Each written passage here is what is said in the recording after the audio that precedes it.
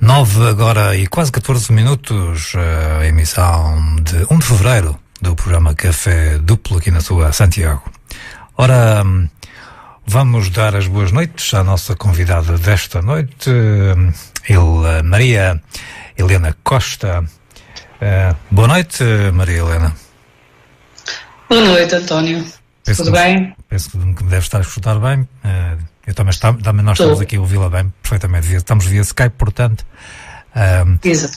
E, ora bem, aquilo que me levou a entrar em contato consigo, reparei, alguém partilhou qualquer coisa no Facebook sobre o lançamento, ou apresentação. É que é diferente, não é? Do livro. Sim, o lançamento é a primeira vez que se faz o livro sai, okay. E faz-se o lançamento. A partir daí fazem sempre apresentações. Muito bem. Eu gostaria, antes de mais, agora que a Maria Helena fizesse uma breve auto-apresentação, se possível, para que os nossos ouvintes possam perceber com quem é que estamos a falar e para que eu não cometa nenhum lapso, assim, dita por si, capaz de soar melhor. Então, eu tenho 53 anos, sou casada, tenho 3 filhos. Há 3 anos a esta parte que me dedico ao estudo, 3, 4 anos que me dedico ao estudo da ideologia de género, depois de ter sido alertada por amigos brasileiros. E sou escritora. Escrevo a minha área mais a teologia. Escrevo sobre seitas e religiões à luz do cristianismo bíblico e histórico. Essa é mesmo a minha área de preferência, não é? Uhum. E em relação à ideologia de género, realmente foi uma urgência escrever acerca disto para um país onde eu acho que ainda pouca gente se apercebeu da imposição desta ideologia. A não ser algumas semanas atrás, ou mesmo meses, na altura do início de mais este ano de escola. Letivo, exatamente, naquele célebre questionário que surgiu numa escola aqui da zona do Porto. Na Escola Francisco Torrinha. Exatamente. Onde o país acordou um bocadinho, mas a questão foi abafada muito rapidamente, não é? Sim, eu acho que ela acabou por não ser suficientemente debatida, até porque, como não podia deixar de ser o governo, pela voz do Ministro da Educação, ele acabou por dizer que não sabiam de nada, quando não é verdade. Aquilo que se passou na Escola Francisco Torrinha só chegou ao nosso conhecimento porque uma mãe se preocupou em saber qual era a matéria que o seu filho de 9 anos ia dar numa disciplina, entre outras. Era essa a designação que a disciplina tinha. E isso ia acontecer... A disciplina chamava-se mesmo assim, uma disciplina... Aulas de cidadania, educação para a cidadania. Ok. E depois tem disciplinas, eles chamam entre outras. Ok. E ela ficou preocupada com o termo, porque não percebeu muito bem o que é que isso significava e decidiu ficar na aula com o filho. Foi permitido, e foi quando foi distribuída a tal ficha sociodemográfica que ela fotografou e depois publicou nas redes sociais. Finalmente agora percebo que eu fiquei um bocado na dúvida como é que o miúdo terá fotografado, terá tido a ideia de fotografar aquele questionário e colocá-lo nas redes sociais. Agora sim percebo, foi a mãe. Foi de facto uma coisa mais madura, foi a mãe que teve essa ideia depois, digamos, de dar a conhecimento a praticamente todo o país desse questionário que, digamos, eu creio que também terá despertado a atenção da Maria Helena, provavelmente, acho eu, não é? Eu sou muito sincero, eu já há 4 anos que estudo isto, mas de repente ver isso aqui em Portugal e da forma que está a ser feito, conseguiu chocar-me mesmo assim. É engraçado que eu vi depois um vídeo de alguém que depois resolveu também entrar no assunto e referir que não seria essa a única escola com aquele tipo de questionário. Teve conhecimento de outros casos, Maria Helena? É assim, sabendo qual é o plano e o projeto do Ministério da Educação e quais são os objetivos da imposição da ideologia de género, eu tenho certeza absoluta que este questionário foi distribuído em muito mais escolas, se não em todas. E porquê é que eu digo isso? Porque ele foi distribuído e não era para vir cá para fora, não era para nós sabermos dele. Tanto é que a folha da ficha sociodemográfica, ela não refere agrupamento escolar, não tem nenhuma sigla da escola, nem do governo, de nada. Ou seja, ainda que ela saísse de lá de dentro e chegasse cá fora e alguém dissesse que ela tinha sido distribuída dentro de uma escola, dificilmente se poderia provar que era verdade. Dificilmente se poderia provar que tinha sido de facto dentro da escola que isso tinha acontecido. Ok, exato. Só porque foi a mãe do aluno que realmente fez. Lembra-se do conteúdo da ficha sociodemográfica? Até era isso que eu estava a tentar ver, porque é possível que estejamos a ser escutados por ouvintes que não tenham tido conhecimento desse caso e que nem sequer tenham, digamos, não tenham tido nenhum tipo de alerta sobre essa questão. Portanto, o questionário perguntava diretamente, digamos, a crianças a partir dos 9 anos, creio, não é? Exato, a idade da criança que responde ao questionário é de 9 anos. Sim. É o 5º ano, é da turma C, no caso, e a primeira pergunta era sexo / identidade de género, homem, mulher ou outro. Uhum. E depois perguntava se gostava... Se namorava... Se namorava atualmente. Namoras atualmente, sim ou não? Aos 9 anos. E eu pergunto, uma criança de 9 anos. Ora bem, nós perguntamos frequentemente às crianças, já tens namorado, já tens namorada, mas é Pois não devíamos, mas não sei se não devemos, mas é num tom completamente à parte, creio que depois de uma questão que surge a seguir nesse questionário. Nesse questionário, exato. É que há a pergunta, namoras atualmente? O menino respondeu que não é? Uhum. E a pergunta a seguir vem, já namoraste anteriormente, mas espera aí, com que idade? Tipo 3, 5, 9, 6, pronto. Na outra vida, quem sabe? E depois vem uma pergunta que, sinceramente, é assim, acho que qualquer pai que se preocupe com o bem-estar psicológico dos seus filhos fica preocupado, não é? Uhum. E a pergunta ela nem é uma pergunta, diz, sinto-me atraído / atraída por homens, mulheres ou ambos. Ou seja, porquê é que um pai, Maria Helena, ou um pai, uma mãe, vá lá, os encarregados de educação, devem ficar preocupados com estas coisas? Eu não sei, o menino não respondeu à última pergunta. Ele deve ter ficado muito confuso. Eu imagino uma criança um menino, pronto, vamos para um menino, uhum, de 9 anos, que normalmente no recreio até brinca com os rapazes, porque jogam todos à bola, não é? Ou não, até podem jogar outras coisas, de um modo geral jogam à bola. Sim. E de repente perguntam-lhe, olha, sentes-te mais atraído por meninos ou por meninas? E ele é bem capaz de responder que é por rapazes, não é? Claro. É aqueles meninos com quem ele gosta mais de brincar, pronto. E as meninas às vezes são umas chatas, diga-se de passagem, não é? Uhum. E depois, mais tarde, isto pode ser usado para dizer que no meio de meninos desta idade há uma tal percentagem, ou uma X percentagem, uhum, que confessou sentir-se atraída por homens. Eu acho que isto é muito mau. Quem é que poderá estar? Homem, mulher ou outro já é mau. Uhum. Já viu o que é perguntar a uma criança? És homem, mulher ou outro? Que outro? Claro, isto baralha completamente uma criança cujos pais, digamos, não lhe devem dizer outra coisa senão se for de sexo masculino é rapaz, se for de sexo feminino é rapariga, não é? Exatamente. Mas já deixou cair uma frase aí muito importante, Maria Helena. Imposição da ideologia do género.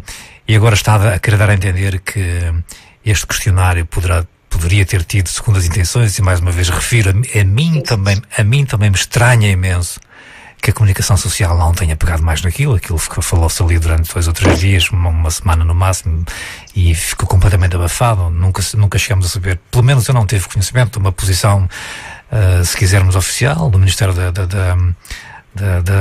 Educação. O que é que se passa afinal no meio disto tudo? As pessoas nos dias de hoje, no meio de tanto problema, ainda surge esta questão e de todas estas políticas depois, e os partidos políticos, etc., a envolverem-se em tudo isto.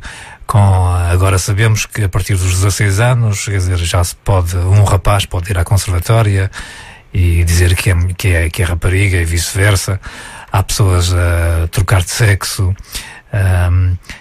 O que é que se está a passar no meio disso? Quer dizer, as pessoas começam, no meio de tanto caudal de problemas que o mundo está a atravessar, e mais aqui a baralhar as pessoas desta forma, o que é que, na sua opinião, se está a passar?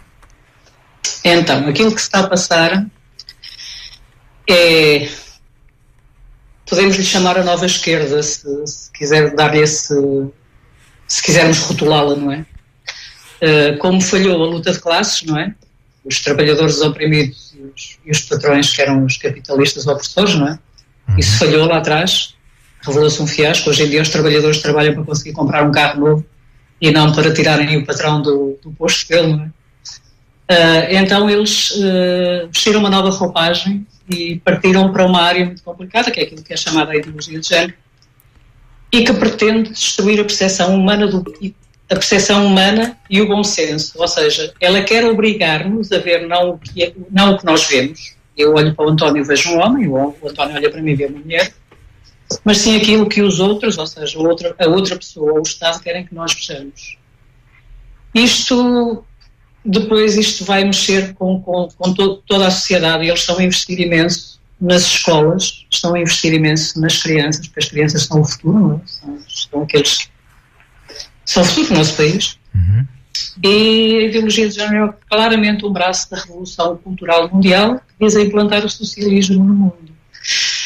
Então, é o braço de uma desconstrução social. Eu não sei se já ouviu falar na nova ordem mundial. Muita gente vai pensar que nós estamos com teorias da conspiração, mas não é. É algo muito real. Mas nova ordem mundial, de modo geral, está associado politicamente à direita, ao capitalismo, aos Illuminati. Não, pois, nessa área, não é? Nesta não. Ela visa claramente a reorientação da sexualidade humana e do género humano. Mas mas aqui em Portugal, falando do nosso caso em Portugal, quem é essa nova esquerda que me refere? É claramente o Bloco. O Bloco de Esquerda só? Sem sombra de dúvidas. Sem sombra de dúvidas. Aliás, é só ver quem é que levou todas as discussões sobre género e sobre mudança de sexo para o Parlamento para serem debatidas. Claramente o Bloco. Eu creio que isso faz parte do acordo que eles fizeram para ajudarem o PS a ficar no... Ou seja, é este, digamos, o preço de termos essa dita geringonça, Maria Helena? Este é um dos preços a pagar. É um dos preços? E este preço é muito, muito alto, porque ele implica a desconstrução total do homem e da mulher e das suas características físicas secundárias. Mas associa de algum modo estas questões da ideologia de género às questões que tinham surgido anteriormente, mesmo sem essa geringonça de homossexualidade, da adoção de crianças por casais homossexuais? Sim. Faz tudo parte do mesmo projeto. Um projeto também muito claramente, é uma ideologia, um conjunto de ideias muito ligado também ao feminismo, sem dúvida. O corpo, as regras, aborto, eutanásia, sim, o casamento homossexual. Aliás, não sei se o António se lembra, mas há uma data, deixa-me só ver, porque eu realmente a data não a tenho de cabeça, mas lembra-se que aqui há uns anos em Portugal passou a ser proibido que o McDonald's perguntasse às crianças se o menu, não é, era para menino ou para menina. O Happy Meal. É o Happy Meal. Não me recordo bem, mas creio assim vagamente, creio que ter-me apercebido alguma coisa. Apercebeu-se. Na altura, quem escreveu uma crónica muito engraçada acerca disso foi o João Miguel Tavares. E quem levantou a lebre foi alguém muito conhecido da nossa praça, que se chama Fernanda Câncio. Diz-lhe alguma coisa? Ex-namorada do José Sócrates. Dizem que sim. Entre outras coisas, não sei. Pronto, então, pelo menos nessa altura, sim. Desculpe, lembra-se quem era a secretária de Estado? Secretária de Estado de quê? A secretária de Estado para a Educação. Não faço ideia. Nem sei quem é atual, quanto mais é daqui a uns anos. Era para a Educação, não, era para a Cidadania e Igualdade de Género. Desculpe. Catarina Marcelino. E então ela disse, isso saiu no jornal, que Happy Meals vão deixar de ter menção a rapariga e rapaz. A secretária de Estado considera a distinção discriminatória. E ela afirma que não há brinquedos de menino, nem brinquedos de menina. E eu pergunto porquê. não é? E por que não, Maria Helena? Isto é uma pequena provocação. Por que não? Possivelmente porque os ideólogos de género têm umas ideias muito, muito estranhas. Eles dizem que o sexo, ou melhor, o sexo é biológico, mas o género não é biológico. Por isso, o que é que eles querem dizer? De acordo com a Judith Butler, que é a atual proponente do género mais influente a nível mundial, Judith Butler. Ninguém nasce, exatamente, okay. Ninguém nasce menino e ninguém nasce menina. De acordo com ela, é a sociedade que cria a mulher e o homem. Que cria no sentido de formar, digamos, Sim, a mulher e o homem. E isto, quando é que isto apareceu? Isto aparece, o termo ideologia de género, ele foi criado por sociólogos e aparece pela segunda vez, só que na primeira ninguém deu conta. Se me der um minuto eu explico o que é que aconteceu. Dar-lhe-ei, mas entretanto sou obrigado a fazer aqui uma pequena pausa.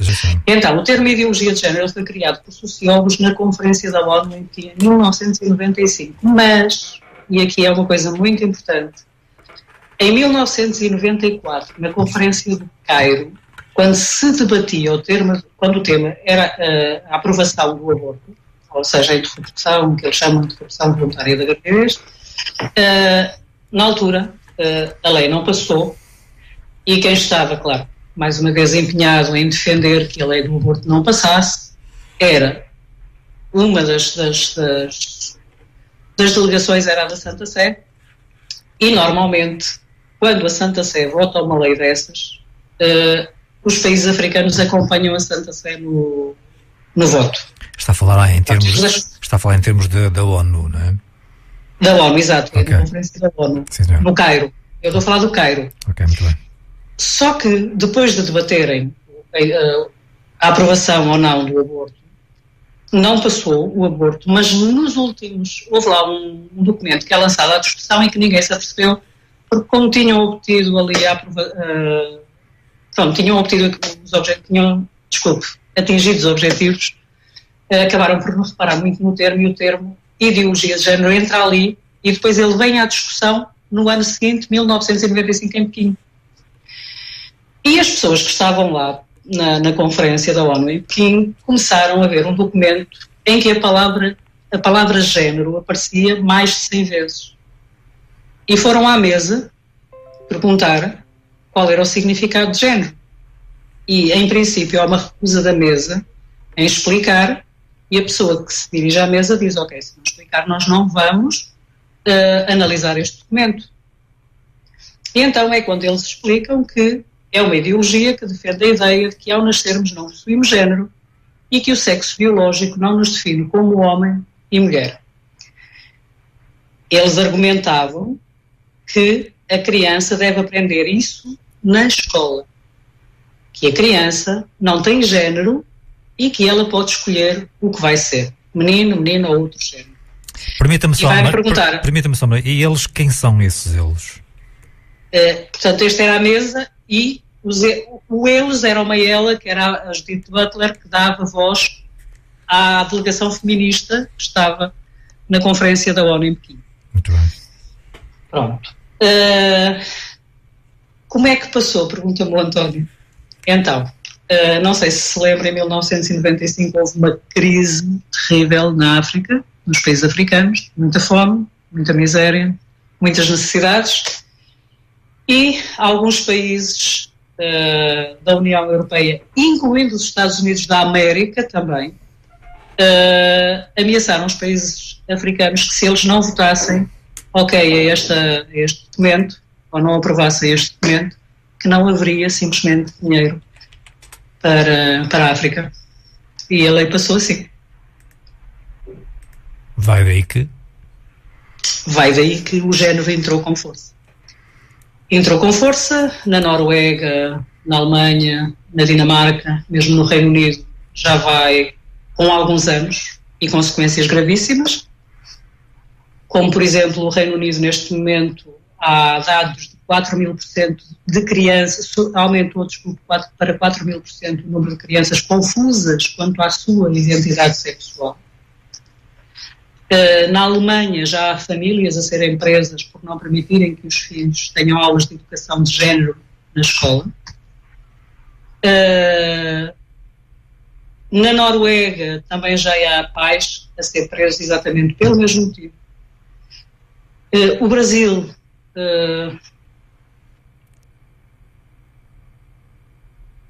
Estou?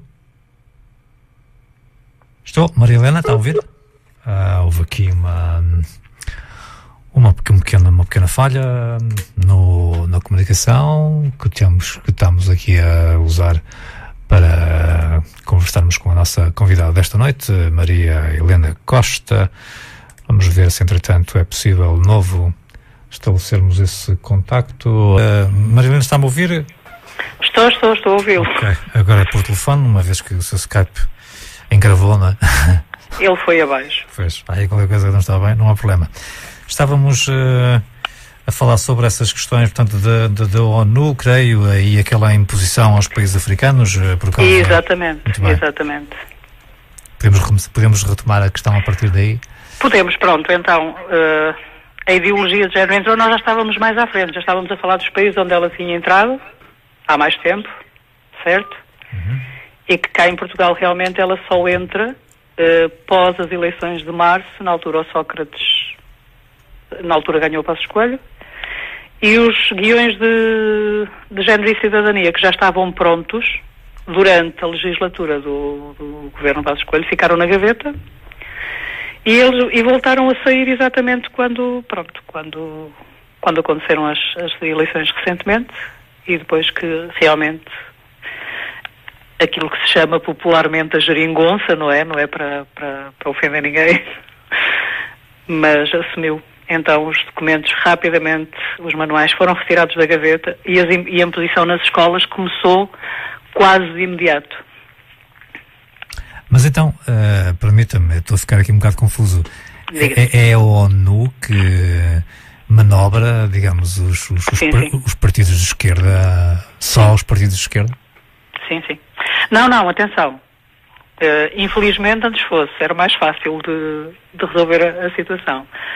Há países em que os partidos não são de esquerda e que estão a impor a ideologia de uma forma absolutista, e a Noruega é um desses países. Uhum. Isso tem tudo a ver com os dinheiros. Aliás, é fácil. O ano passado houve várias notícias, nomeadamente no jornal O Público e no jornal de Economia e em vários jornais, que davam conta dos milhões que estão a ser investidos em Portugal para a divulgação daquilo que eles chamam de igualdade de género. E eu gostava só de chamar a atenção para uma coisa.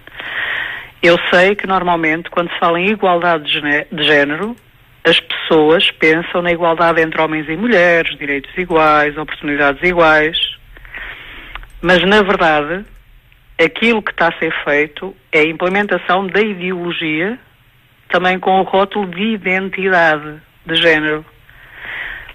E a parte sexual é aquilo que está a ser realmente ensinado a partir dos 3 anos, inclusive nos infantários. Assim tão cedo? Muito cedo.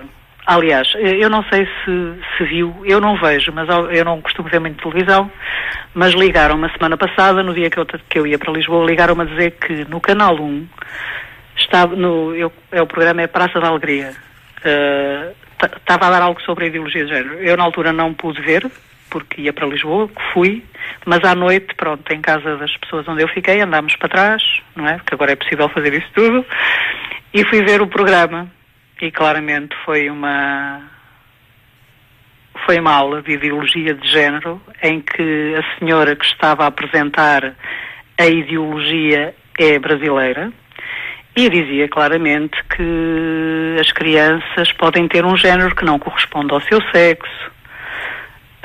Houve algo que chamou a minha atenção, que foi o facto do estúdio, o silêncio ser tão sepulcral, porque normalmente as pessoas que estão ali são pessoas reformadas, não é?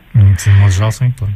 Que o Jorge Gabriel viu-se na obrigação de interromper a senhora e dizer, bem, vamos deixar isto para outro dia, porque parece que o assunto realmente é um assunto que exige que se fale disto mais vezes. Está tudo tão silencioso. Percebe? Foi assim que acabou a intervenção da senhora, em que ela disse que as crianças, a partir dos 3 anos, têm que começar a tomar consciência destas coisas para serem dirigidas, no sentido de perceberem qual é o género, porque o género pode não se coadunar ou não corresponder ao sexo biológico. E eu só pergunto se alguém acredita que uma criança de 3 anos que tem capacidade mental, sequer cerebral, para falar destas coisas e para ouvir dizer que não é nada, é uma tábua rasa e que até ali os pais enganaram, trataram-na como menino ou como menino, mas aquilo foi um engano dos pais, porque realmente ela não é mesmo é nada. A identidade de género, toda a verdade, a apresentação deste livro amanhã no Porto. Que livro é este, Maria Helena? É um livro que tem como único objetivo levar as pessoas a pesquisar, a perceber o que é que exatamente se está a passar. Porque às vezes há aquela ideia de que aqui nunca chega nada daquilo que é mau, não é? Mas a verdade é que, por exemplo, em Madrid já há professores a responderem em tribunal por não ensinarem, não quererem ensinar ideologia de género. Em Madrid, crianças de 12 anos já podem iniciar o tratamento hormonal para mudar de sexo sem consentimento dos pais.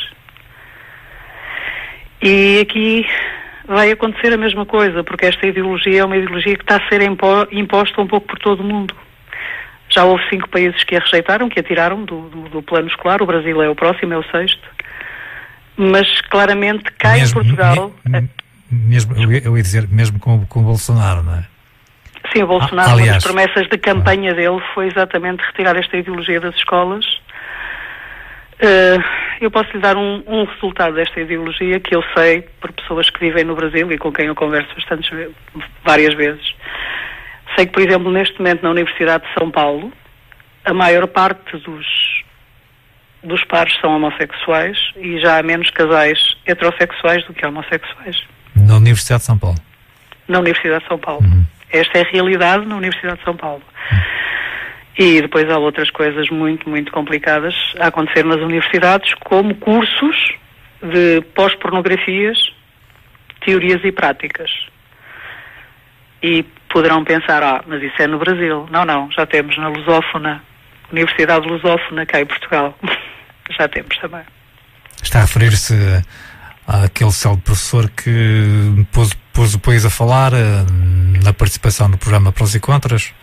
Sim, ele é o professor dessa disciplina. Ok, portanto, isso deu muito que falar relativamente à questão dos beijinhos aos avós, não é? Exato, que é uma violência obrigar a criança a dar um beijinho à avó. Pronto, esse senhor é professor na Universidade Lusófona de uma disciplina que dá pelo título Pós-pornografias, teorias e práticas. Não vou entrar em detalhes porque sinceramente não imagino quais sejam as práticas. Espera lá, que isso agora está a chamar a minha atenção. Quer dizer, eu não sabia que essa disciplina que existia. Pós-pornografia...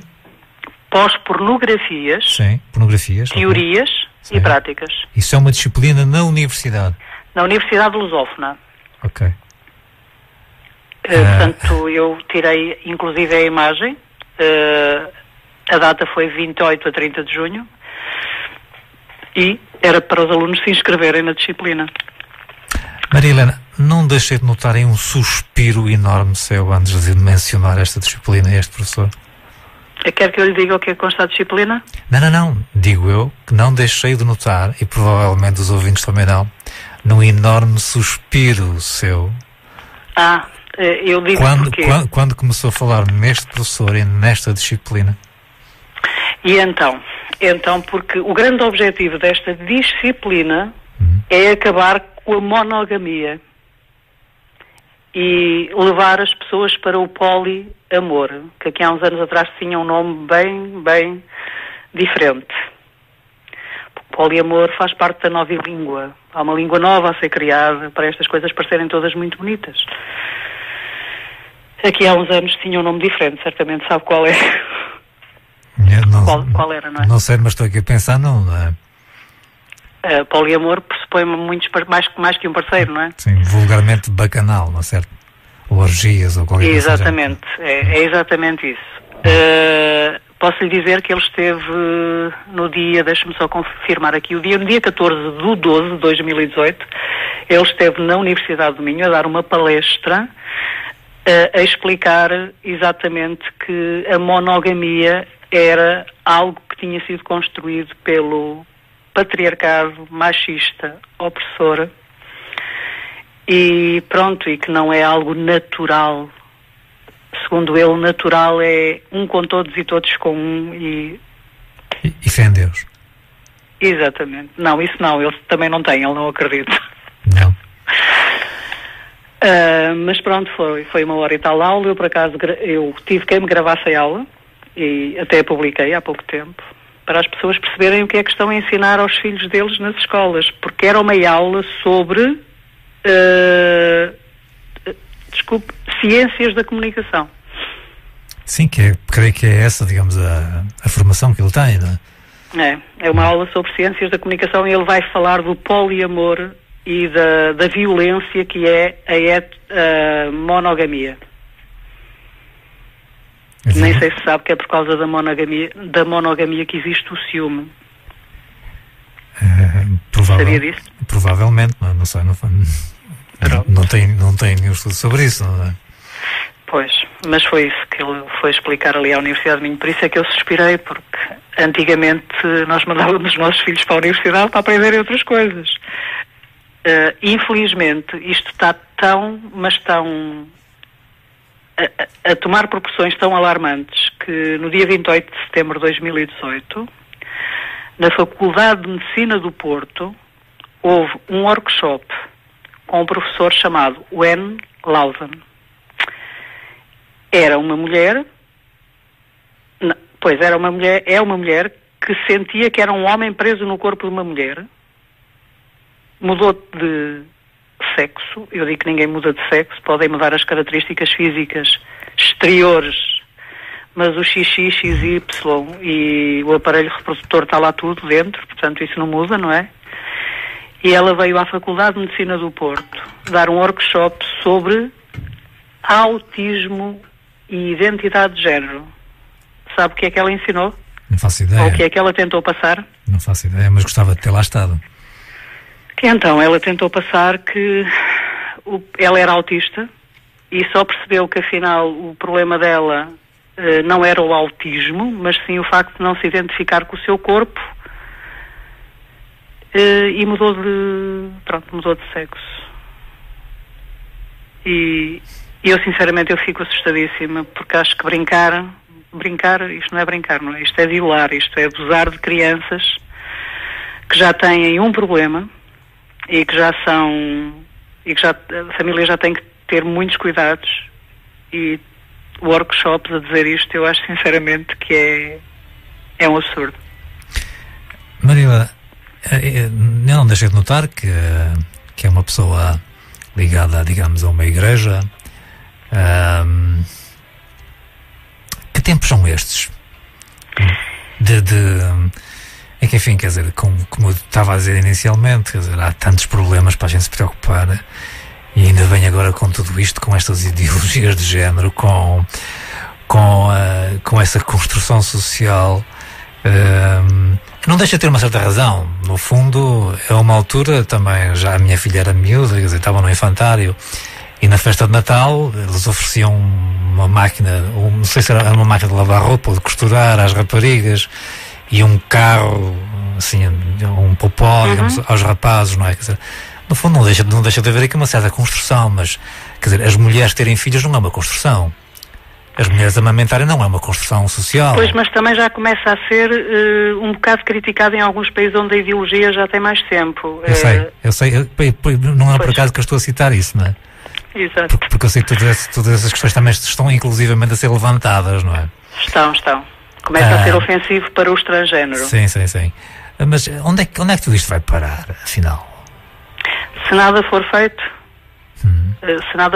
dentro de muito pouco tempo, nós vamos ter uma sociedade completamente alienada e, como diria a Shulamit Firestone, uma das ideólogas de género dos anos 1960, 70,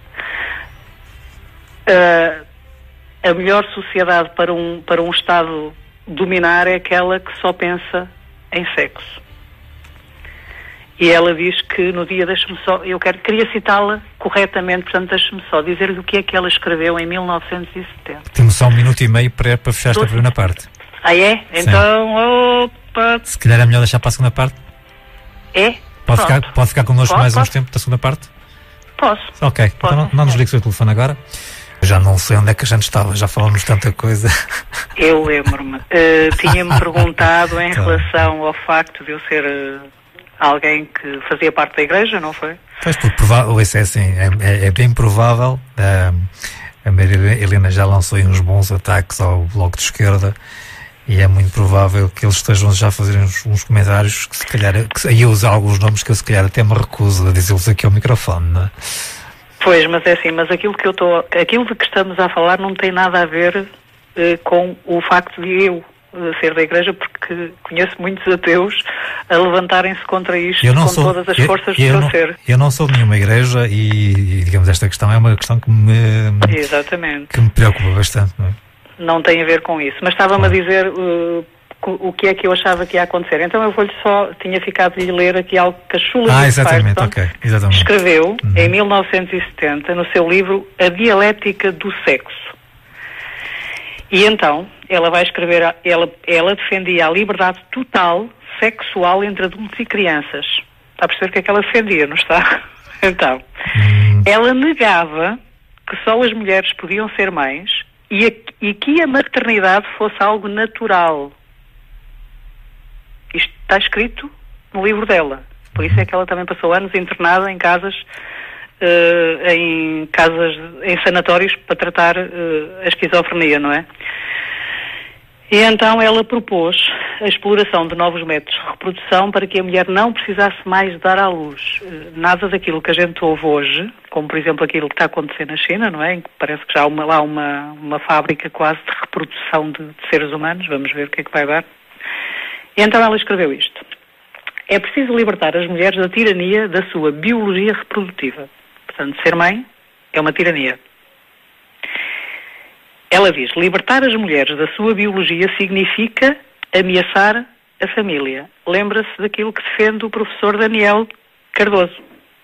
O fim da família monogâmica. Então, depois ela continua, todas aquelas instituições que segregam os sexos ou separam as crianças da sociedade adulta devem ser destruídas, e nesta altura ela referia-se sem dúvida às escolas que mantinham meninos de um lado e meninas do outro. E depois ela vai dizer que se as distinções culturais entre homens e mulheres e entre adultos e crianças forem destruídas, já não precisaremos da repressão sexual que mantém estas classes diferenciadas, sendo pela primeira vez possível a liberdade sexual natural. Assim, diz ela, chegaremos à liberdade sexual para que todas as mulheres e crianças possam usar a sua sexualidade como quiserem. E a humanidade poderá finalmente voltar à sexualidade natural, polimorfamente diversa, ou seja, que se apresenta de diversas formas, e serão permitidas e satisfeitas todas as formas de sexualidade. E é aqui que ela vai dizer aquilo que eu estava a tentar dizer-lhe. A mente plenamente sexuada, a mente que só pensa em sexo, tornar-se universal se a criança escolhesse ter relações sexuais com os adultos. Qual é que acha que é um dos objetivos disto? Deixe-me pô-la em contacto com o ouvinte, já temos aqui uma chamada. Clara, boa noite. Boa noite, Sr. António, e boa noite para a senhora Maria Helena. Está a ouvir? Olá, está a ouvir? Eu quero agradecer muito a essa senhora, porque tudo o que ela está dizendo é muito preocupante. Eu tenho netinhos e por vezes aqui em casa digo que o que será o futuro dos nossos netinhos, porque tudo o que essa senhora está dizendo passa-se na escola. Tenho um neto com 8 anos, já ouço o menino falar certas coisas que não fala com os pais, mas fala comigo, com a avó. Às vezes retira, pede para a avó ir com ele à casa de banho para contar coisas que os professores lhe comunicam. E isso não está nada a ser...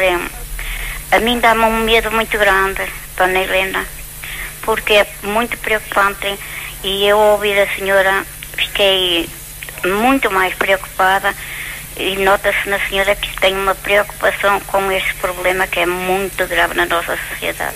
e daqui a alguns anos não sabemos no que isto vai continuar. E agradeço à senhora por ser uma pessoa que se preocupa com este problema. Clara, mencionou aí que o seu netinho tem 8 anos, sim, que lhe comunicou, e já pede à avó, às vezes, para chegar aqui, avó, na escola, o professor, ele nunca, é uma criança que gosta muito da avó, e diz, avó, na escola, um senhor professor diz que os rapazes têm que escolher ser rapaz ou ser rapariga, e diz, não, senhora, tu nasceste rapaz, és rapaz, a tua irmã nasceu, é rapariga. Ele com 8 anos tem um professor que já lhe disse que as meninas têm uma vagina e que deitam sangue. Olha, tem que ser, isto não é idade para se explicar a uma criança. Eu, pelo menos, eu acho que não. Eu tenho 66 anos e acho que aos 16 anos dizerem às crianças que não têm, são crianças, que não têm noção de mudar de sexo ou mudar de identidade. Acho que isso está-se a passar, e também ele diz, os meninos são diferentes, mas podem mudar de sexualidade.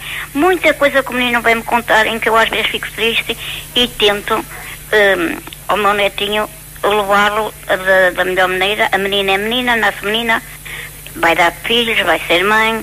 O menino é menino, ele até tem um miúdo na escola que diz que é menina. Eu acho que esse miúdo na escola perturba os outros por dizer com 8 anos que é uma menina, tem corpo de homem, de rapaz, mas tem cabeça de menina. Portanto, isso os pais têm que ir tratar uma criança dessas, porque isso não é normal. Isso é doença, é uma doença que está-se a passar no nosso mundo, porque isto vem de quem os ensina e os mete coisinhas na cabeça às crianças, porque são tão pequeninos, para a gente dá tanto miminho e tanto carinho que não quer que eles entrem por vias diferentes. Eles serem o que eles são, respeitar e ser o que são, não meter na cabeça porque é de outro género.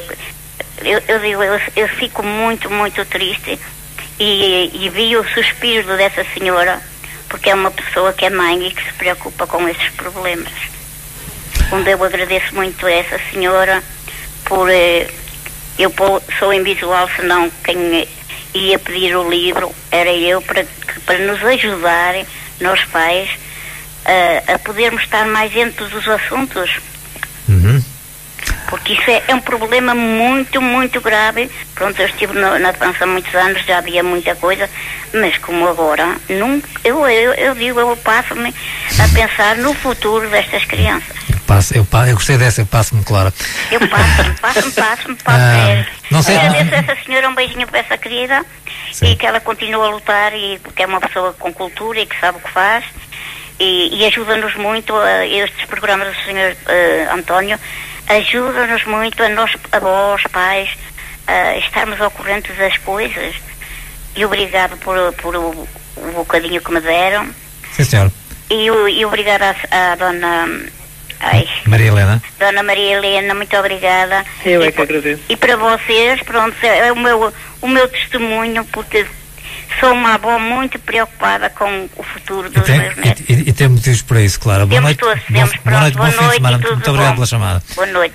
Eu até estava a me esquecer de relembrar na segunda parte do programa que temos ao seu dispor a linha telefónica, o habitual número 253 511 601. Maria Helena, a palavra é sua agora. Pois, a sério, eu ainda fico muito chocada. Já não devia, mas fico.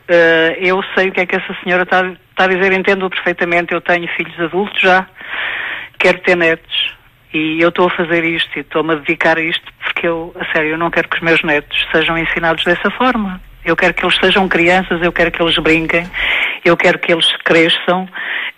Eu tenho um filho com 34 anos. O meu filho sempre brincou com carrinhos, faz comida melhor do que eu, passa a ferro, cuida da roupa dele, é casado. Eu, quando ser avó daqui por pouco tempo, por favor, não tem nada a ver com brinquedos. Não é? Agora diga-me uma coisa, António. Eu vou para alertar um bocadinho os pais, há um referencial de educação para a saúde, que saiu em 23/6/2017, e que diz que pretende ser uma ferramenta educativa flexível desde a educação pré-escolar ao ensino secundário, em qualquer disciplina ou área disciplinar. Respondendo a essa avó preocupada que ligou, na página 74 deste manual, que é um manual para os professores porem em prática nas aulas, não é? Então, na página 73, 74, pode-se ler o seguinte, e eu peço, por favor, que as pessoas entendam o que é que isto quer dizer. Nos vários ambientes que a escola proporciona, os alunos experimentam a sua sexualidade, quer seja nas suas brincadeiras, no estudo e nos namoros, mas também na relação com os docentes e trabalhadores da escola. Ela, a sexualidade, está presente nas conversas, nos jogos, nas quesílias, mas também nos conhecimentos científicos. A educação para a sexualidade, para ter os resultados desejáveis, terá de dirigir-se à escola como um todo, penetrar em todos os seus ambientes, envolver todos os seus membros, aproveitar todos os momentos para, através de acontecimentos emocionais estruturados, construir modelos que promovam os valores e os direitos sexuais, sobre os quais os jovens possam desenvolver a sua própria identidade e o respeito para com os outros. António, o que é isto? Isso é um manual de quê, Marilene? Desculpe lá. Referencial para a saúde e educação. Referencial para a saúde e educação? Referencial para a saúde e educação, exatamente. Isso é de quem? E é para ser usado, como eu li, do pré-escolar ao ensino secundário. Muito bem, temos aqui mais uma chamada, Marilene. Estou, sim. Boa noite. Olá, boa noite. Maria Helena e o Sr. António. Diga, Ana Maria, diga coisas então. Eu estou também muito preocupada com o mundo como está, porque os meus filhos já são adultos, mas estão todos comigo. Mas também eu já passei muito por causa deles na escola, e agora também com as crianças de agora, que não há a educação que havia de antes. E o mundo está cada vez pior, como a Maria Helena diz. E estamos cada vez, o mundo está mal isto. Está muito perdido. É. Eu sou do tempo em que a escola tinha um muro.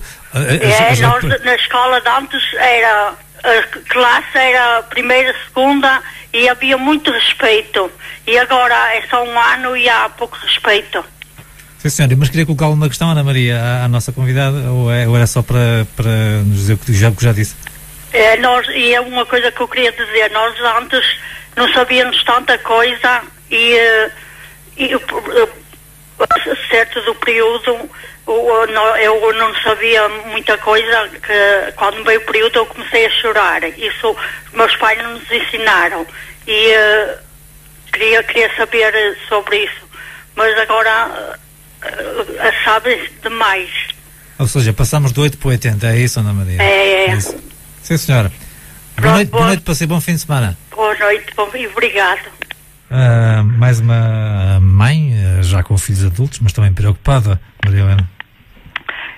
A educação sexual nas escolas é assim, se for no sentido de explicar o aparelho reprodutor, masculino, feminino, a parte da anatomia, da biologia, eu não tenho nada contra, desde que na idade certa.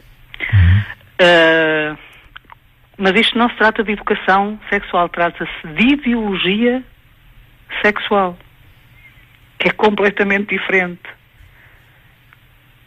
Quando um professor é obrigado pela lei 38 de agosto do ano passado a tratar um aluno por aquilo que ele se identificar desde o primeiro dia de aulas, tenha ele que idade tiver, nós estamos perante um problema grave. Mas isso não está assim aqui em Portugal? Ou está já assim? Está. Ou seja, imagina, chega o Manuel e a Maria, a professora chama Manuel e o Manuel diz presente, doutora Maria, não sou Maria, sou António. A partir daquele dia a nossa lei diz que a professora tem que tratar aquela criança como ela se auto-percebe. A percepção que ela tem dela própria é isso. Exatamente. Ou que ela tem dela própria, ou que, enfim... Agora, ou que alguém a fez ter, porque eu, por exemplo, não sei se teve algum amigo que tivesse passado por isso, António, mas eu tinha um amigo que vivia perto de mim, que era filho único de uma mãe que o marido foi para o mar e nunca mais voltou. Pronto, foi marinheiro e foi embora. E ela criou como a menina que ela desejou ter e nunca teve.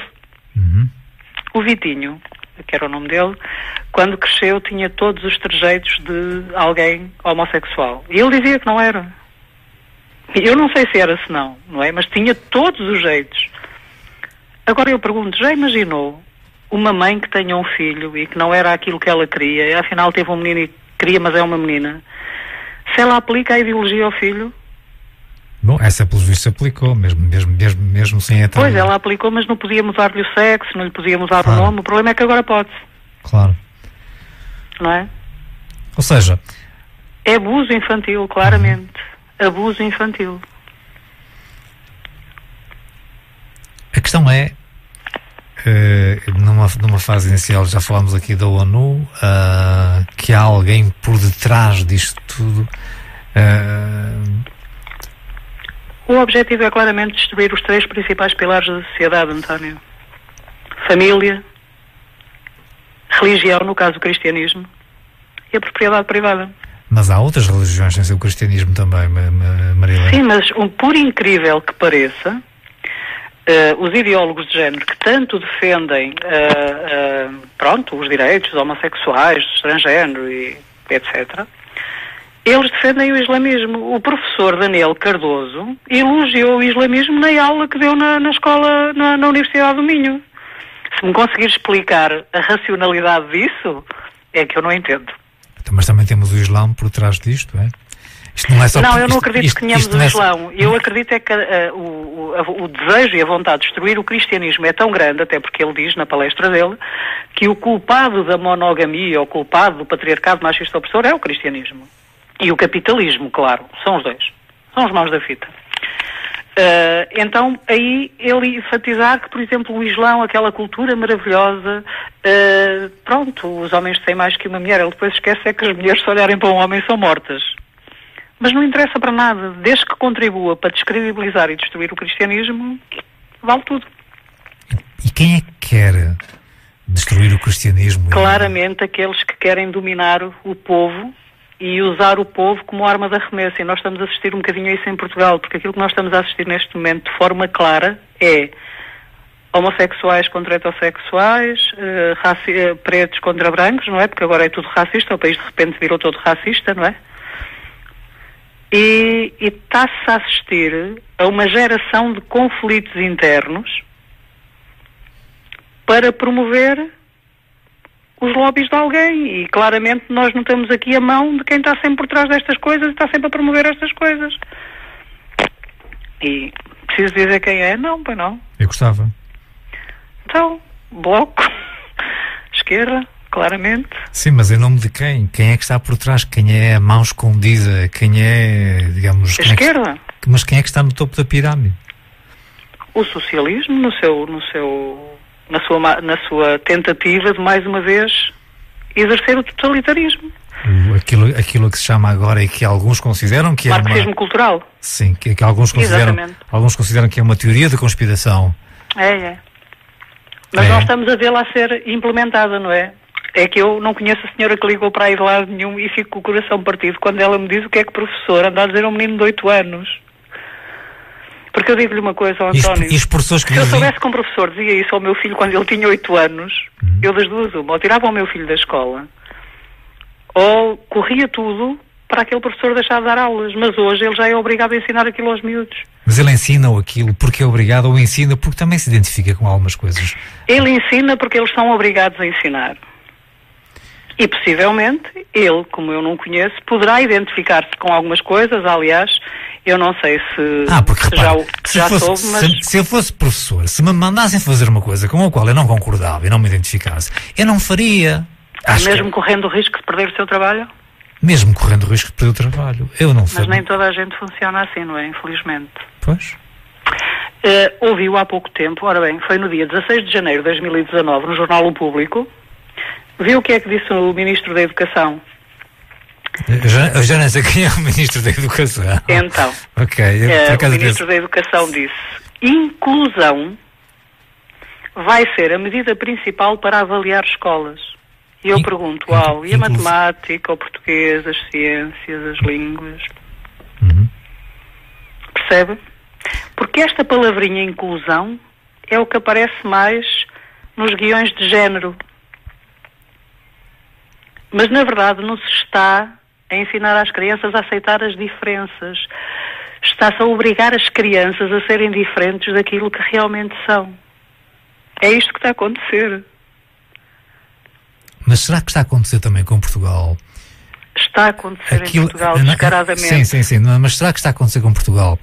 Porque a Maria Helena referiu, numa fase inicial, naquela questão da ONU, que estavam a obrigar os países africanos por causa das ajudas financeiras. Eu posso até enviar depois o vídeo onde tem a pessoa que esteve na conferência da ONU a contar o que se passou. Muito bem. Mas Portugal, tivemos também a ajuda económica ali em 2011, creio, a Troika, o país estava na bancarrota, precisamos de dinheiro. E agora está aí para lá outra vez.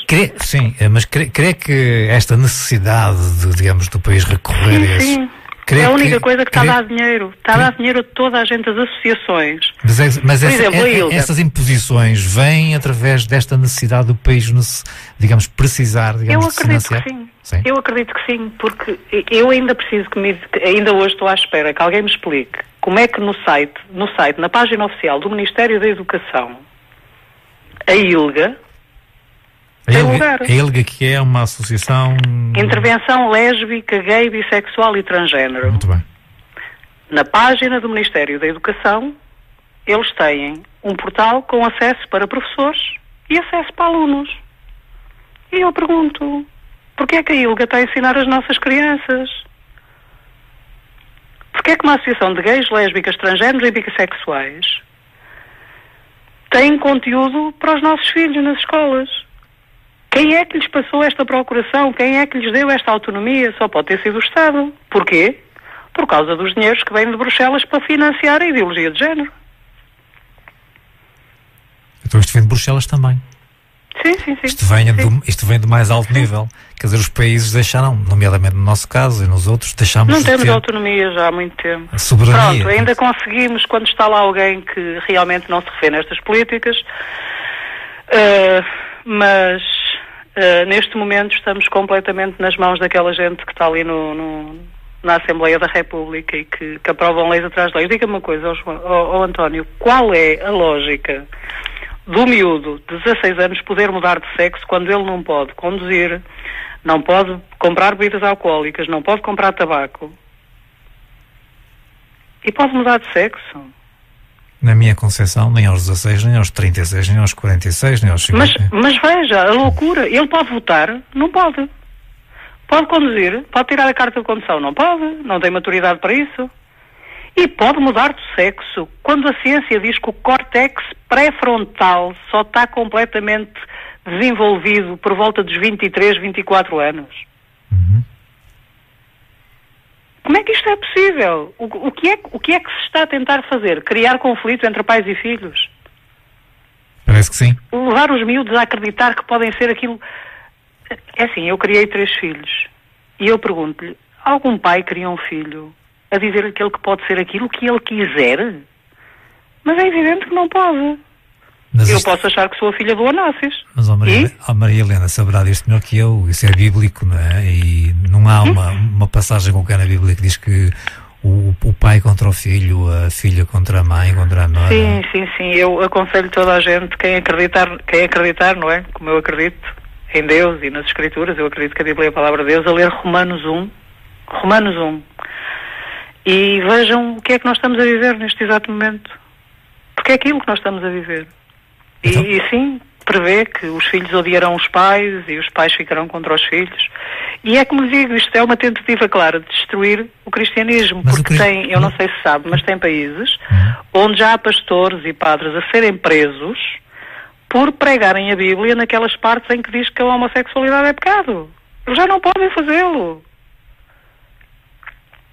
Ainda ontem vi uma notícia qualquer que há um país onde eles já estão a pensar colocar microfones nas igrejas ou câmaras, que é para ver se eles falam sobre isso. Mas o cristianismo são apenas, digo eu, 25% da população mundial. Isso tendo em conta que neste momento o islamismo está a crescer cada vez mais, certo? Mas porquê o cristianismo... não, quer dizer, porque repara, se há alguém que quer baralhar e destruir alguma coisa, porquê em concreto o cristianismo, 25%, digamos, da população mundial em termos religiosos? Porque o cristianismo é o padrão moral da sociedade, António. Qual é o padrão moral da nossa sociedade? Da nossa? Da sociedade ocidental? Sim, ok. Do Ocidente. Sim, é assim, uma pessoa pode ser, o António até podia ser ateu, imagina, mas vive de acordo com leis que nós sabemos que são cristãs. São bíblicas. Não matarás, não roubarás, não dirás falso testemunho, não cobiçarás. São leis bíblicas. Quer a gente goste, quer a gente não goste, quer seja ateu, quer não seja.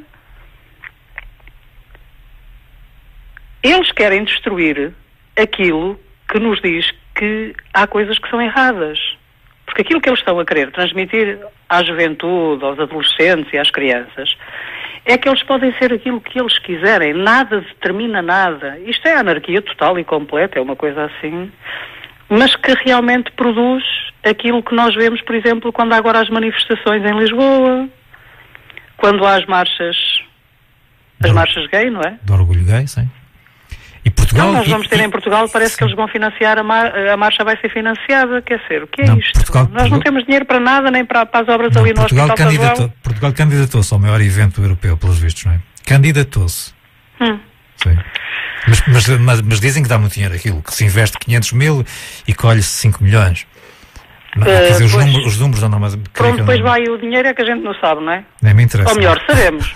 Não podemos dizer, não é? Não faço ideia. Pois. Mas é isso, António. Eu acho que o povo, a sério, os pais precisam de acordar para isto. Estava a ver se alguém os filhos estão-lhes a ser roubados dentro da escola. Estava a ver se alguém do Bloco de Esquerda ligava, mas parece que ninguém está a ouvir do Bloco de Esquerda este programa. Olha, a ministra para... como é que é? A ministra para o Departamento de Cidadania e Igualdade de Género do PS... Claro, ela esteve aqui na Biblioteca Municipal Rocha Peixoto, na Póvoa, de Varzim, a dizer que as câmaras, ela disse claramente que as câmaras que não impusessem a ideologia de género nas escolas, ou mais claramente, ela disse a identidade de género, não é? Nas escolas, que não ia haver dinheiro. A ameaça é a mesma que aconteceu em Pequim. Não impõem isto na escola, não há dinheiro para as autarquias. Isso é muito complicado. Mas isto é verdade, eu escrevi sobre isto, eu publiquei sobre isto, eu tenho notas escritas sobre isto, porque eu não estive cá na altura também, mas tive 2 pessoas lá que tomaram nota de tudo aquilo que foi dito.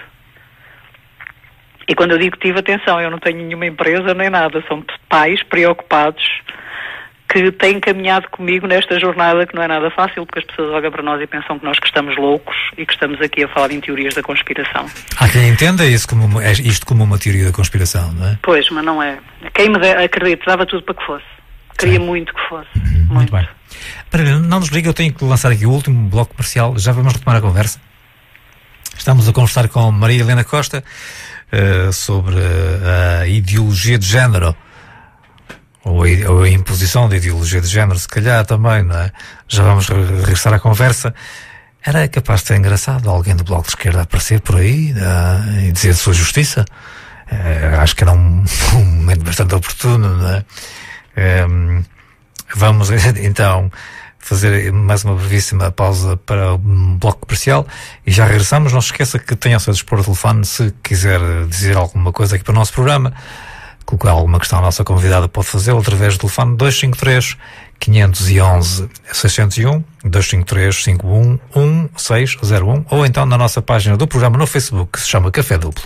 Ora, muito bem, retomamos então a conversa com a nossa convidada desta noite no programa, Maria Helena Costa. Estamos em direto, o livro que será apresentado amanhã no Porto, Identidade de Género, Toda a Verdade. Temos alguém em linha também, boa noite. Estou. Boa noite. Boa noite, faz favor de dizer. Boa noite. Sim, estamos a ouvir. Está a ouvi-lo também, Maria Helena? Estou a ouvir, boa noite. Diga. Boa noite. Eu não sei se sou eu que estou portanto, a querer entrar, ou se me estão a atender, ou se é o outro ouvinte. Não, já está no ar. Já? Muito obrigado. Olha, eu venho de viagem e, portanto, venho ouvir a Santiago, porque sou de Guimarães, não é? Portanto, é a minha rádio. E tenho vindo a ouvir, portanto, a Senhora Dona Maria Helena, não é? Sim. Portanto, e muito bem. Portanto, e aquilo eu posso lhe dizer que não tenho nada, portanto, nem contra, nem a favor do Bloco de Esquerda. Portanto, não estou afiliado em partido algum, portanto, e fico um bocado perplexo e gostaria de saber o porquê, se realmente é o Bloco de Esquerda que está, portanto, metido em tudo isto, não é? Porque se assim for, se for verdade, realmente eles têm muita força.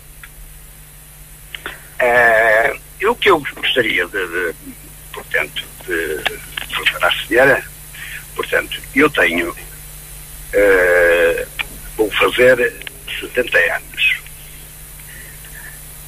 Portanto, eu conheço, felizmente e infelizmente, conheço a vida. Porque já trabalhei do outro lado, já estive do outro lado, e agora estou deste. Eu que sou empresário, tenho pessoas comigo, portanto, sou filho, ou seja, sou de família pobre, porque, portanto, dos anos 50 e tal, 60 e tal, e ao qual eu, portanto, tive de ir, portanto, para o ultramar, sem fazer mal a ninguém, não é? Eu eu e milhares deles que foram, 10 mil que ficaram por lá, se as contas estão corretas, que eu penso que não, portanto, nada a minha mãe fez de mal para que, portanto, o filho, neste caso, um filho, fosse para Moçambique com uma arma na mão. Ora bem, o que é que eu quero dizer com isto? É que, noutros tempos, eu era obrigado a levantar-me às 5:30 da manhã, ao domingo, para ir à missa das 6. Ora bem, eu ia porque era mesmo obrigado. Porque já com aquela idade, se não me obrigasse a ir, eu não ia. Mas havia alguém por trás, e digo-lhe que, portanto, numa freguesia pequena, enfim, rural, quem é que mandava lá? Os sinos tocavam todos os dias a anjinhos. E era porque, por uma boa alimentação, era porque havia portanto, assistência médica, farmácia, havia uma em Pevidém para 6 freguesias, atendia uma pessoa quase se quisesse, mas os ricos, quando queriam, estavam do lado dentro do balcão a levar os medicamentos que precisavam, não é? Portanto, desculpa, eu vou ter de interrompê-lo. Ainda não me disse o seu nome, eu não me perguntei também. Era isso que eu ia perguntar também, estava a querer apontar até por falar. Diga. Abílio Carvalho. Abílio, não é? Abílio, sim. Vamos ter que... Vou pedir-lhe para tentar abreviar um pouco, porque já são 11 menos um quarto, e depois, se calhar, a Helena poderá não ter a oportunidade de responder. Gostaria que concretizasse um pouco melhor o seu raciocínio, se tem alguma questão também, até agora. Pronto, o que eu queria, o que eu vinha, e agora parei, portanto, o que eu queria saber, e estou a gostar muito de ouvir a senhora, mas também parece-me, ou posso estar enganado, não é? Que aqui há qualquer coisa também do outro lado, não é? Qual outro lado, desculpe? Do outro lado, como falou, do cristianismo e do não sei quê, não sei o que mais, e portanto, essas coisas ligadas à igreja. Eu sou católico, portanto não praticante, mas sou católico, não é? Porque efetivamente assim nos ensinaram, não é? Ou assim me ensinaram. Mas a senhora vai-me desculpar, não há aqui qualquer coisa também onde a senhora, portanto, já vem do outro lado.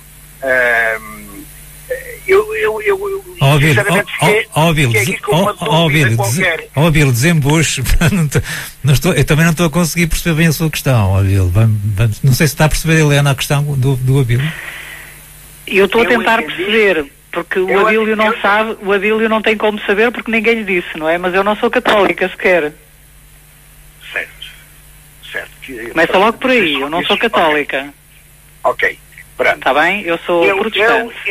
Eu este tipo de coisas, e estou a gostar muito do programa, muito mesmo, e da participação da senhora, o tema que trouxe cá, houvesse mais, eu gostei muito. Mas eu gostava mais, muito sinceramente, de ouvir isto e pessoalmente, com mais gente, para fazer perguntas, para efetivamente para ver, a ver se valia a pena a gente fazer mais qualquer coisa. Ok, então, Sr. Abílio, posso-lhe responder? Sim, faz favor. Então é assim, como já lhe disse, não sou católica, sou protestante.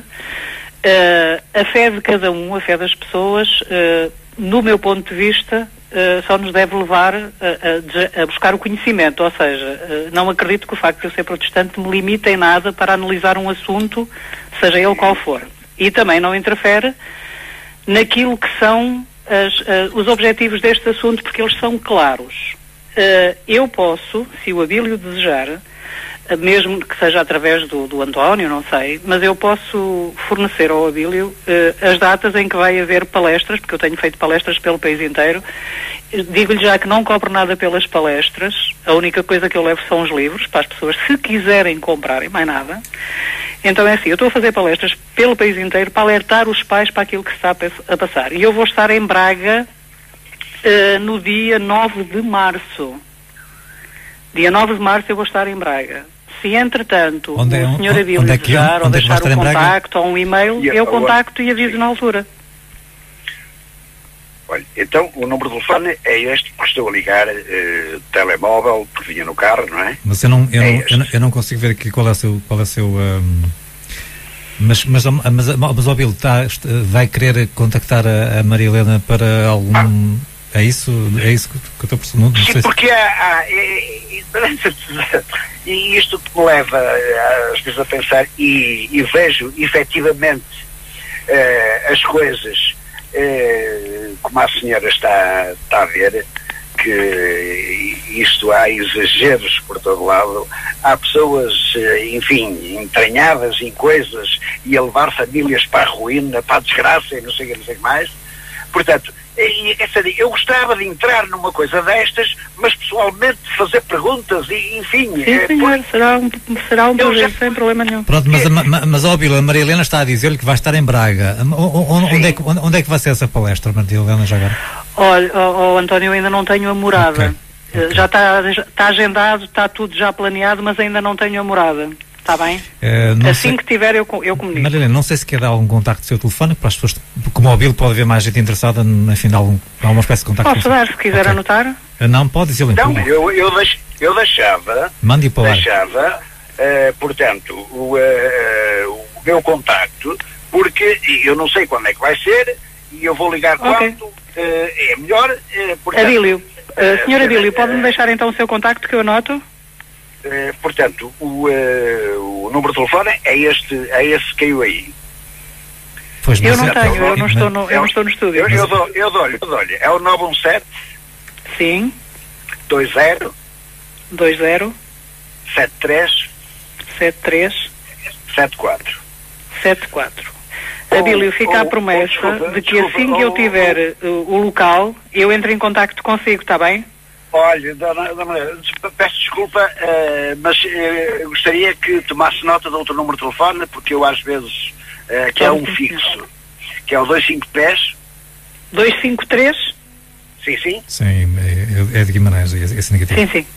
O Braga. 533 773. Ok. Abílio, boa noite, bom fim de semana, muito obrigado. Muito obrigado. Muito obrigado. Sim, obrigado e gostei e vou continuar a acompanhar até chegar a casa. Sim, senhor. Também já não volta muito. Depois, ok. Tá, boa noite, bom fim de semana. Obrigado e um bom programa. Muito obrigado. Maria Helena? Sim.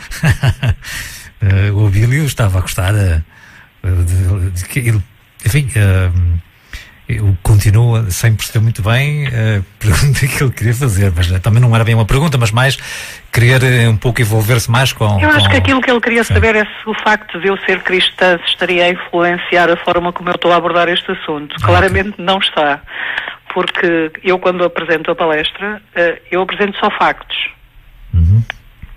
Notícias, factos daquilo que se está a passar, ou seja, eu não pertenço a nenhuma religião e digamos que partilho esta preocupação. Acho que isto é preocupante, de facto, este tema de baralharem desta forma as crianças, e é algo que eu também considero que está a vir como uma onda muito forte.